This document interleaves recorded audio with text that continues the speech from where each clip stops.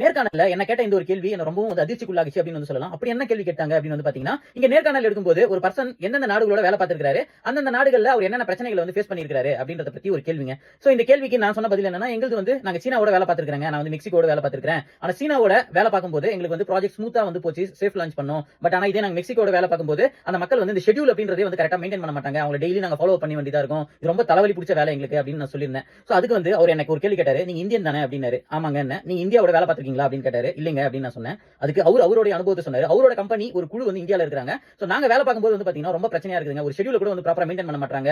So வார்த்தை சொன்னா அந்த வார்த்தையில சுத்தம் இல்ல. ஸ்கில் செட்ன்றது ரொம்ப லேகா இருக்கு அப்படின்றது அவர் சொன்னாரு. இந்த கேள்வி என்ன ரொம்ப சுட்டே அடிக்கிற மாதிரி இருந்ததுங்க. நம்ம வளர்ந்துட்டு வர ஒரு நாடு நல்லா வளரணும் அப்படின்னா அதுக்கு ஸ்கில் செட்ன்றது ரொம்ப ரொம்ப முக்கியமான ஒரு விஷயம். ஒரு எம்ப்ளாயரா என்ன பண்ணணும்னு பாத்தீங்கன்னா ஒரு எம்ப்ளாய்க்கு ப்ராப்பரான ஒரு ட்ரைனிங் கொடுத்து ஒரு குளோபல் லெவல்ல ஒரு கம்பெனி இருக்கு அப்படின்ற பட்சத்துல அப்போ குளோபலா என்னென்ன எக்ஸ்பெக்டேஷன்ஸ் இருக்கும் அதை ஃபுல்ஃபில் பண்ற மாதிரியான ஒரு ட்ரைனிங் ப்ரோக்ராம் வச்சு டெவலப் பண்ணணும் அப்படின்றது என்னோட தாழ்மையான ஒரு கோரிக்கைங்க.